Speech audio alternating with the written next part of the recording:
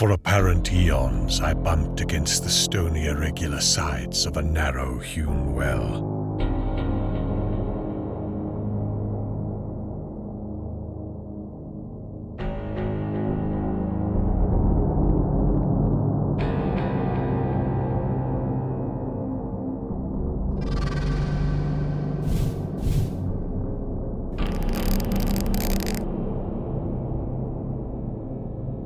My nostrils were assailed by a scarcely definable menace, a creeping odor of damp and staleness, curiously.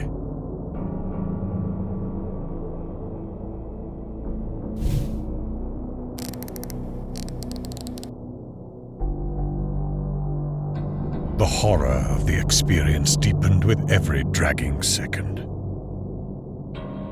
Then the mental cataclysm came.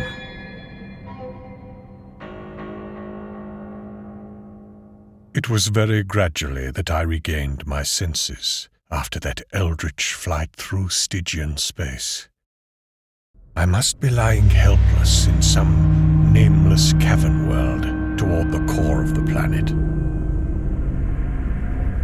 My bonds were still biting into me with unloosened force.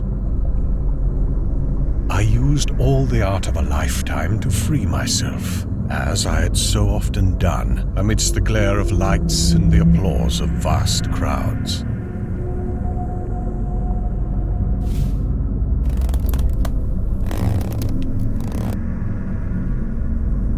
When I was finally free, I peered diligently in every direction, yet met only an ebony blackness. Obviously, I ought not to walk at random, so I paused to note the direction of the cold, fetid, natron-scented air current. Accepting the point of its source as the possible entrance to the abyss, I strove to keep track of this landmark and to walk consistently toward it.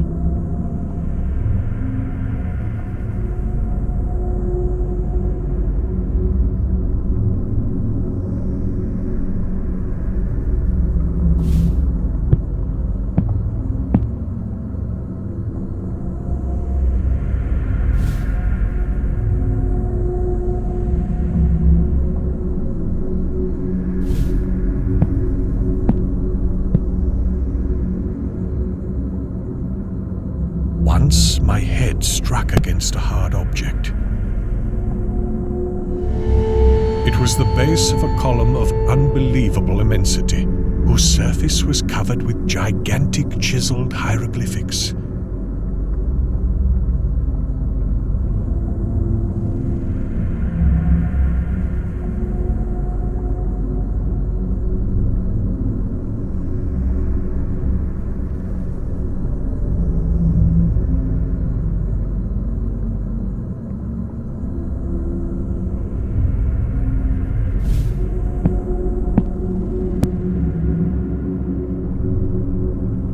Crawling on, I encountered other Titan columns at incomprehensible distances apart.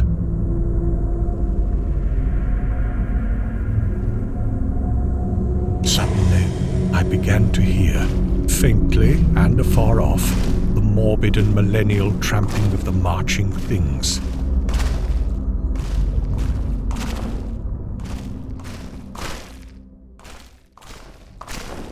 It was hideous that footfalls so dissimilar should move in such perfect rhythm.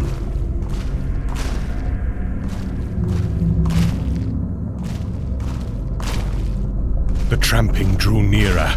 Heaven save me from the sound of those feet and paws and hooves and pats and talons.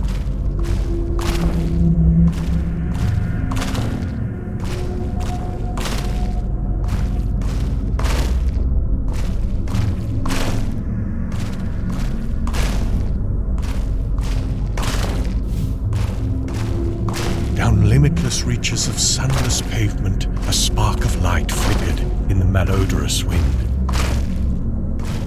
I drew behind the enormous circumference of a cyclopic column, that I might escape for a while the horror.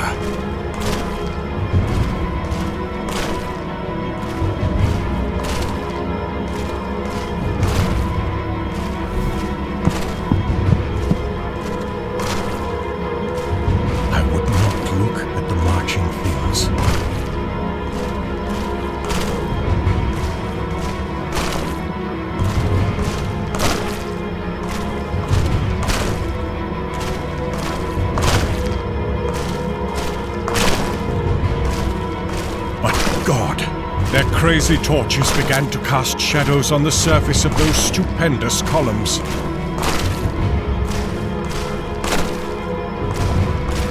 Heaven, take it away.